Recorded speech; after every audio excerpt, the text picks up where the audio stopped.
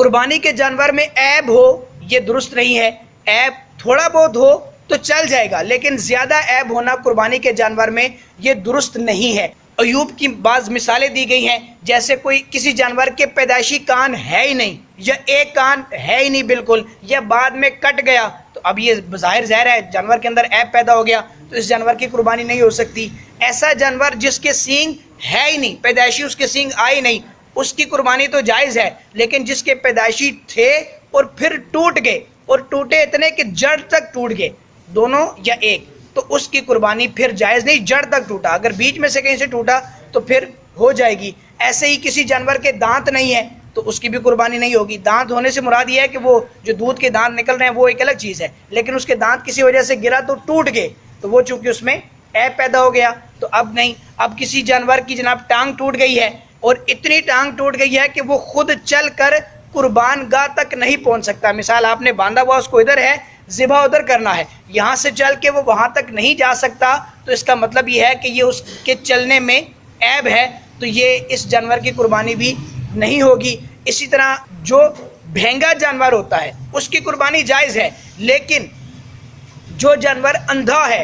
دیکھ نہیں سکتا، اس کی جائز نہیں۔ جس کی ایک آنکھ کی نظر بالکل نہ ہو اس کی بھی قربانی جائز نہیں، اور اگر ایک تہائی سے زیادہ ایک آنکھ کی نظر کمزور ہے تو پھر جو ہے وہ اس کی قربانی نہیں ہوگی، اس سے کم ہے تو پھر قربانی ہو جائے گی۔ اب کیسے محسوس ہوگا کہ بھائی اس جانور کی ایک آنکھ کی ایک تہائی نظر نہیں ہے، تو اس کا علماء نے طریقہ یہ لکھا ہے کہ جانور کو 2 دن بھوکا رکھا جائے، پھر اس کے بعد اس کی ایک آنکھ پر پٹی باندھیں،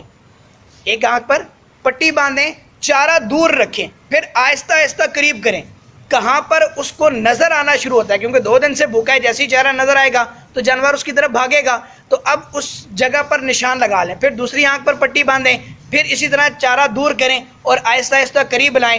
جس آنکھ سے اس کو صحیح نظر آتا ہے اس آنکھ کا نشان کہاں پر لگا، اور جس آنکھ سے صحیح نظر نہیں آتا اس کا نشان کہاں پر لگا، ان دونوں کا فاصلہ ناپیں، اگر 1/3 سے زیادہ ہے تو قربانی جائز نہیں، 1/3 سے کم ہے تو پھر قربانی جائز ہے۔ جس کے تھن کٹے ہوئے ہوں، کٹ گئے کسی وجہ سے، یا تھن بالکل خشک ہو گئے، ان میں دودھ نہیں آتا، بکری کا 1 تھن اور بڑا جو جانور جس کے 4 تھن ہوتے ہیں اس کے 2 تھنوں میں اگر اس طرح کا عیب پیدا ہو جائے تو ان کی قربانی جائز نہیں۔ ایسے ہی کسی کی دم کٹی ہوئی ہو اور دم جو ہے وہ آدھے سے زیادہ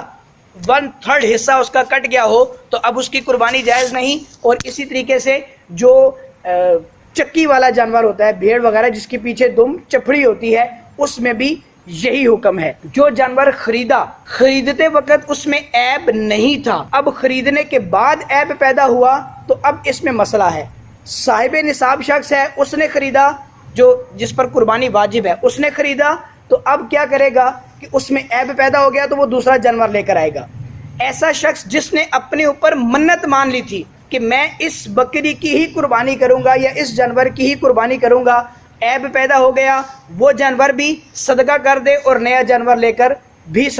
قربانی کرنی پڑے گی، وہ جانور جو عیب والا ہے وہ بھی صدقہ کرنا پڑے گا۔ ایسا جانور جس کے اندر عیب تھا، جب اس کو خریدا تب اس میں عیب تھا، لیکن جب اس کو ذبح کرنے کا وقت آیا، قربانی کرنے کا وقت آیا تو وہ عیب اس کا ختم ہو گیا، تو اس جانور کی قربانی ہو سکتی ہے۔ جیسے مثال کے طور پہ خارش زدہ جانور ہے، جس کو خارش لگی ہوئی تھی اور خارش اتنی تھی جس سے وہ بالکل لاغر ہو گیا تھا، تو ایسے جانور کی ظاہر قربانی جائز نہیں ہے کہ جو لاغر ہو جائے، جس کی ہڈیوں میں گودا ہی ختم ہو جائے، اس جانور کی قربانی جائز نہیں۔ لیکن اس نے خریدا، کیونکہ وہ جانوروں کی پہچان رکھتا ہے، اس کو پتہ ہے کہ میں اس کو صحیح کر سکتا ہوں، وہ خریدتا ہے، اس کو دوائی وغیرہ دیتا ہے اور اس کی خارش بھی دور ہو جاتی ہے، اس کو چارہ وارہ کھلاتا ہے، وہ اچھا جناب صحت مند ہو جاتا ہے، فربا ہو جاتا ہے، اس کا گوشت بھی ٹھیک ہو گیا، اس کی صحت بھی ٹھیک ہو گئی، اب اس کی قربانی بالکل جائز ہے، اس کی قربانی ہو سکتی ہے۔